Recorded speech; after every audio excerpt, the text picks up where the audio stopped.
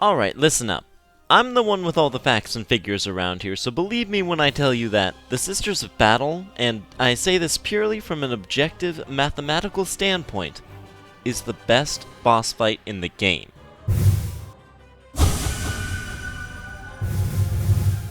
They take everything that made the Mantis Lords fun and turn it up to 11. Attacks cracking off even faster, feeling like they're coming in from every direction at once, perfectly weaving through their onslaught as you trade attack for attack like some sort of lethal ballet. It is divine.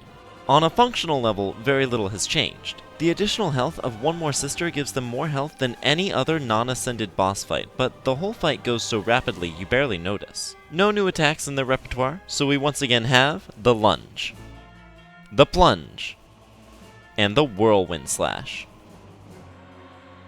When it comes down to their rapid-fire lunges and plunges, there's not actually much different to be aware of compared to the original fight. For sure, they are much faster, the frequency of attacks being completely off the charts, but in terms of the skills necessary to react, evade, and counterattack, they're the same. Once again, I recommend using your dash only sparingly. Specifically, try to use it only when you've been driven to the edge of the stage and need it to get back to the center.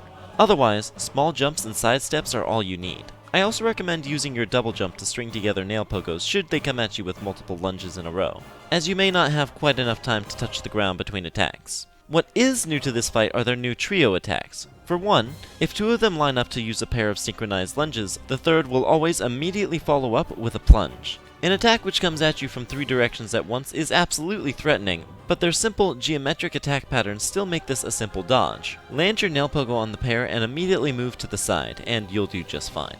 A similar change has been made to their double whirlwind slash, with the third always following up with a plunge. Unfortunately, this removes any safe spot this attack may have once provided to heal, and in fact, you will never get a moment to heal while all three sisters are active. Dodging this attack by sidestepping the plunge and then jumping over the projectiles is really no problem. But if you're feeling ambitious, I recommend loosing an Abyss Shriek on one of the sisters on the walls, as you'll likely hit them as well as the third sister when she appears overhead. Just be sure to dash out of the way as soon as you regain control from the spell, and be prepared for some possibly tricky maneuvering to avoid the projectiles afterwards. But that's really all that they bring to the table. Our game plan as such has not changed much, despite how much we've all improved. We're going to stay close to the center whenever we can manage it, and we're going to keep a cool head, once again bearing in mind that for all their teleportation and quick movements, they are predictable, in that they will never follow up any attack they do with anything but a jump off screen. You are 100% safe from any sister who has just performed an attack until they vanish, and so you're free to dedicate all your attention to the others. There's definitely a rhythm to this fight, but it's not something I'm sure can be taught without being experienced. If you are struggling to get a feel for their pattern for vanishing and reappearing, I recommend jumping often. Both the lunge and plunge can be dodged by responding with a jump to the side, so if you move as such every time you see one appear, you should be okay. From there, it's just a matter of getting your slashes in. Nail pogos are your safer bet for the same reasons as jumping, as long as you don't get greedy and remember to keep moving horizontally. Luckily, they spawn higher in the air if they use a plunge while you're already airborne, so double jump liberally to stay out of their reach.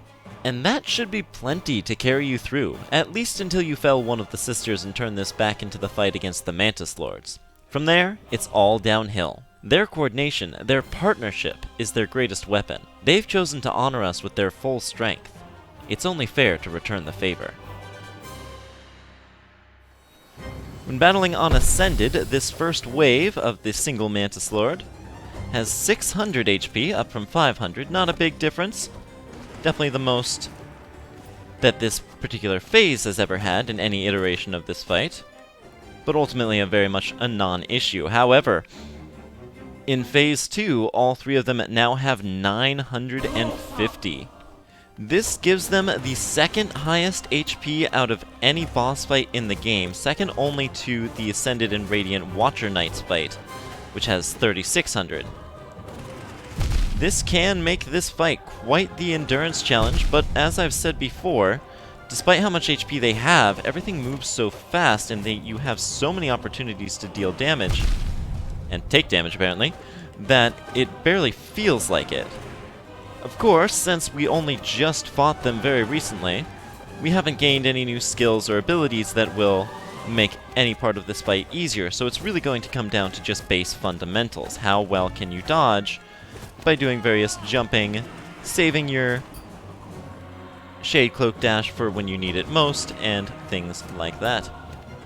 Now the fact that I did take 3 undue hits during this fight does not bode well for Radiance, but we'll tackle that in just a moment. There it is. Now getting into Radiant on paper, due largely to the massive frequency of their attacks and their enormous composite pool of health, when plugging their stats into my difficulty formula, this is the hardest fight in the game. That is, of course, on paper. It doesn't account for the fact that despite how quick their attacks move off, they're all pretty rigid and geometric and fairly simple to dodge. That doesn't make this easy by any means, but definitely not a 90 difficulty fight. But as I've said before, once you're getting into the Radiant fights, the numbers are so high that the actual difficulty stat doesn't matter. I'm just calculating it for fun, more than anything. But as I said, this is my personal favorite fight in the game, and any additional attempts that it takes is going to do little more than give me more opportunities to play my favorite fight.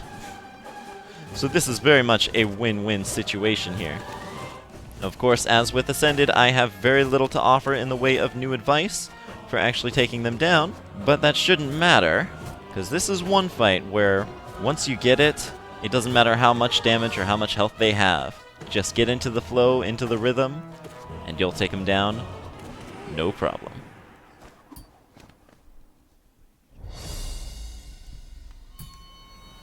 The sisters have been blitzed. That leaves but 2 bosses remaining. Now what awful force could be the last fight?